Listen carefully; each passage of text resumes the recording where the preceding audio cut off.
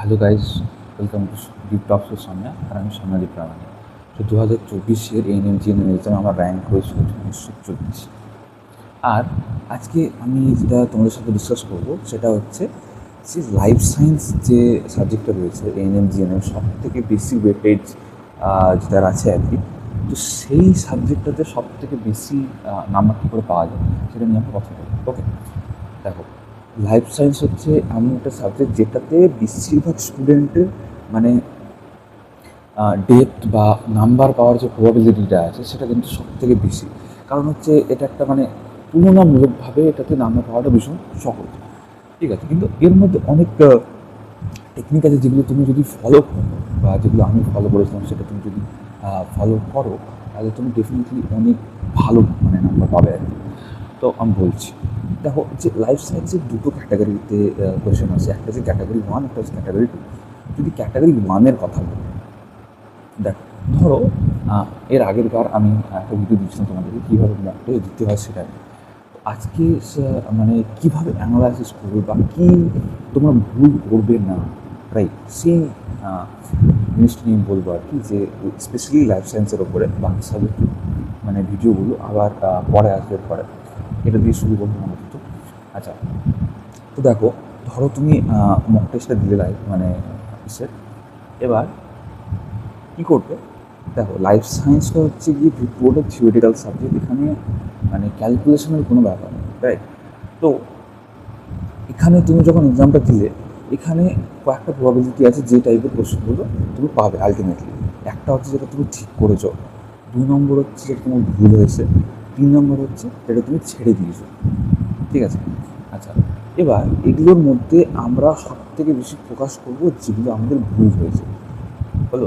আচ্ছা, আমাদেরকে এটা অবশ্যই মনে রাখতে হবে, যেগুলো ভুল হয়েছে সেটা আমাদেরকে সবার আগে ঠিক করতে হবে। কারণ হচ্ছে তুমি যেই জায়গাটাতে ভুল করছো, তুমি সেই জায়গাগুলোকে যদি শুধরে নাও, ঠিক আছে, তাহলে সেই ভুলগুলো পরের এক্সামে হবে না। আর সেটা যদি না হয় তাহলে তুমি বেটার নাম্বার পাবে। বোঝা গেল? আচ্ছা, এবার আমি তোমাকে বলেছিলাম এর আগের ভিডিওতে একটা করে খাতা বানাতে, যেখানে তোমরা নিজের যে যে ভুল হচ্ছে সেগুলো লিখে রাখবে, রাইট। আচ্ছা, তো প্রথমে আমরা কী করবো, যে যেগুলো আমাদের ভুল হয়েছে সেগুলো প্রথমে আমরা সিলেক্ট করলাম, এই কোশ্চেনগুলো আমাদের ভুল হয়েছে। আচ্ছা, এবার এখানে কী কী টাইপের কোশ্চেন হতে পারে? 1 নম্বর হচ্ছে যে তোমার ল্যাঙ্গুয়েজের প্রবলেম হচ্ছে, মানে তুমি কোশ্চেনটা বুঝতেই পারো না, 1 নম্বর। 2 নম্বর হচ্ছে কি, যে ডাইরেক্ট বেস্ট কোশ্চেন, মানে ধরো এরকম যে কোশ্চেনে ডাইরেক্ট আছে যে কোষের শক্তিঘর কী বা কাকে বলে, ঠিক আছে, সেটা কীভাবে মাইটোকন্ড্রিয়া, রাইট।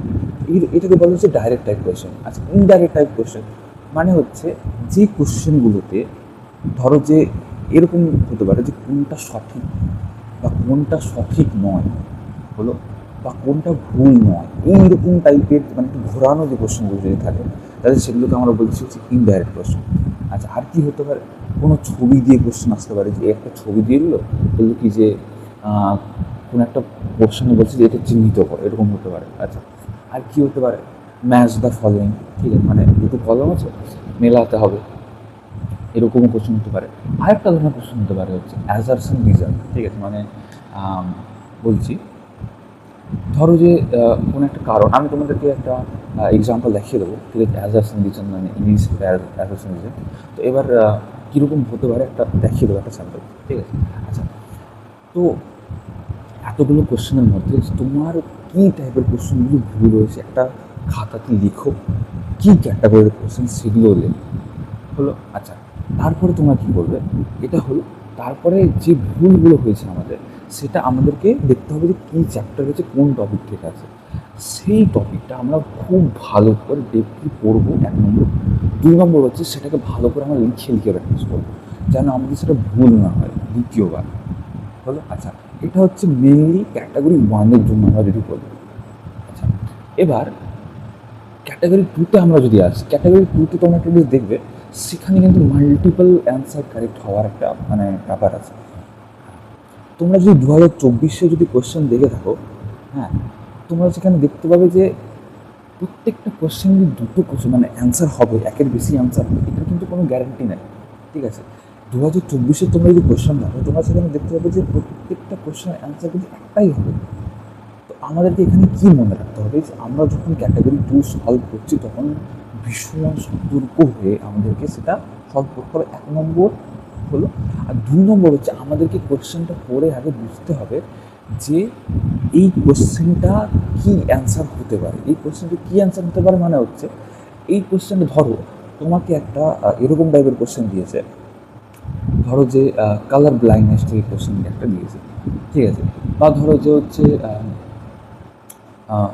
দীর্ঘদৃষ্টি হ্রস্বদৃষ্টি মানে কোন ক্ষেত্রে কোন ধরনের লেন্স ব্যবহার করা যায় বা কোন ধরনের দর্পণ ব্যবহার করা যায়, রাইট? তো যদি মানে এরকম টাইপের থাকে, এখানে 2 ধরনেরই অ্যান্সার হতে পারে। তোমরা যদি ভালো করে পড়ে থাকো তোমরা কী দেখে হবে যে একটা দর্পণ আর একটা লেন্স, 2 ধরনের জিনিসটা মানে দুরকম আছে না, একটা উত্তর একটা অবতল, রাইট? লেন্সও আছে আর দর্পণও আছে। তোমরা যদি ভালো করে পড়ে থাকো তোমরা দেখতে পাবে কি যে উত্তল লেন্স আর অবতল দর্পণ কিন্তু একই রকম কাজ করে। যদি এইরকম টাইপের কোশ্চেন থাকে তাহলে কিন্তু দুটো অ্যান্সার হবে। আর যদি এরকম টাইপের কোশ্চেন হয় যে কোনো এক ব্যক্তি যদি দূরের কোনো বস্তুকে যদি স্পষ্টভাবে দেখতে না পায় তাহলে আমরা সেটাকে কী বলবো? এটা কিন্তু মায়োপি হবে।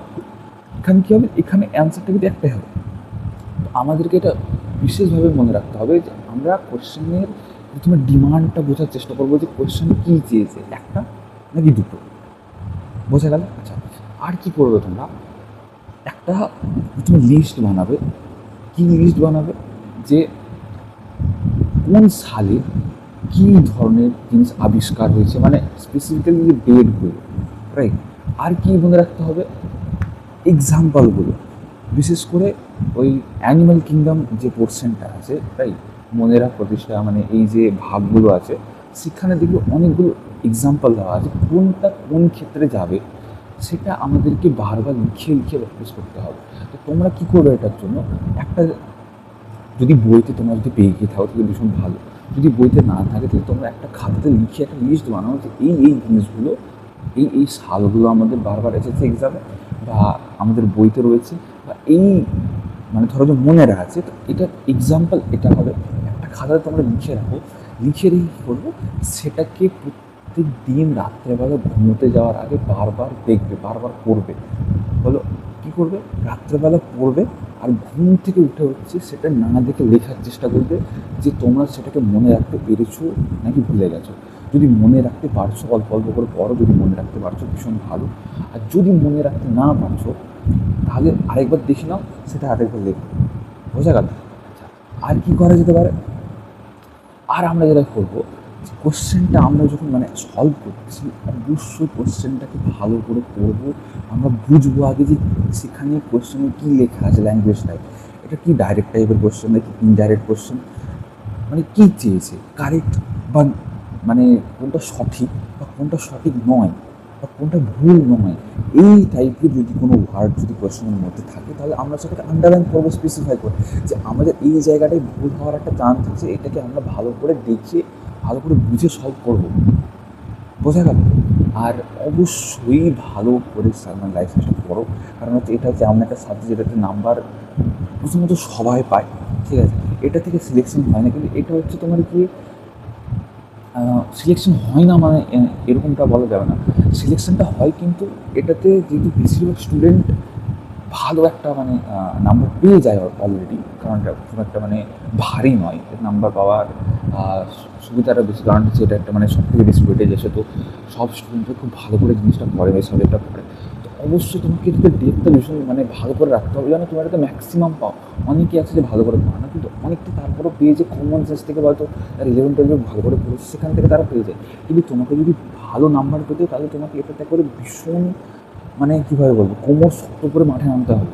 তাহলে কী হবে? তুমি যদি নাম্বারটা বেশি পাও তাহলে বাকি যে সাবজেক্টগুলোতে যদি একটুখানি কমও পেতে পেলেও কোনো অসুবিধা হবে না, তুমি একটা ভালো নাম্বার করে মানে পেয়ে বেরিয়ে যাবে। বোঝা গেল? তো সেটাই বললাম যে ভালো করে লিখে লিখে প্র্যাকটিস করো জিনিসগুলো, আর এক্সাম দেওয়ার সময় অবশ্যই ভালো করে বুঝে অ্যান্সারটা সলভ করবে, আর কী কী ভুল হচ্ছে সেটা অবশ্যই লিখে লিখে বারবার প্র্যাকটিস করবে। আর কি করবে, যখন তোমরা নেক্সট এক্সামটা দিতে বসবে তার আগে কী করবে, এই যে ভুলগুলো হয়েছে সেগুলোকে ভালো করে দেখে তারপরে তোমরা নেক্সট এক্সামটা দিতে বসবে। আচ্ছা, নেক্সট আর একটা কোশ্চেন ছিল যেগুলো তোমরা ছেড়ে দিয়েছো, তাই এখানে বেশি মাথা খারাপ করার দরকার নেই, এগুলোকে ভালো করে পড়ে নাও। কনসেপ্টগুলো ভালো করে দেখে নাও। যদি মনে হয় যে না আমার মনে থাকছে না, একবার দুবার সেটা লিখে নাও, ব্যাস তাহলে হবে। ঠিক আছে? তো এরপরের ভিডিওতে আমরা ফিজিক্যাল সায়েন্স নিয়ে কথা বলবো। তোমরা ভালো করে পড়ো। হোয়াটসঅ্যাপের লিঙ্ক, মানে হোয়াটসঅ্যাপ গ্রুপের লিঙ্ক, ফেসবুক গ্রুপের লিঙ্ক সে ডেসক্রিপশানে দেওয়া আছে, তোমরা সেখানে জয়েন করতে পারো। তোমাদের কোনো কোয়েশ্চেন বা কোনো টপিক নিয়ে তোমাদের যদি ভিডিও যদি দাবি থাকে তোমরা সেটা জানাতে পারো। ঠিক আছে? আর চ্যানেলে অনেকগুলো ভিডিও দেওয়া আছে, কীভাবে মক টেস্ট দিতে হবে, মোটিভেশনাল নার্সিংয়ের ফিউচারের অলরেডি ভিডিও দেওয়া আছে, ভালো করে পড়ো। ভিডিওগুলো তোমরা চাইলে দেখতে পারো, একটু শেয়ার করে দিও, একটু সাবস্ক্রাইব করো, ভিডিওটা পছন্দ লাইক করো। দেখা হচ্ছে পরের ভিডিওতে।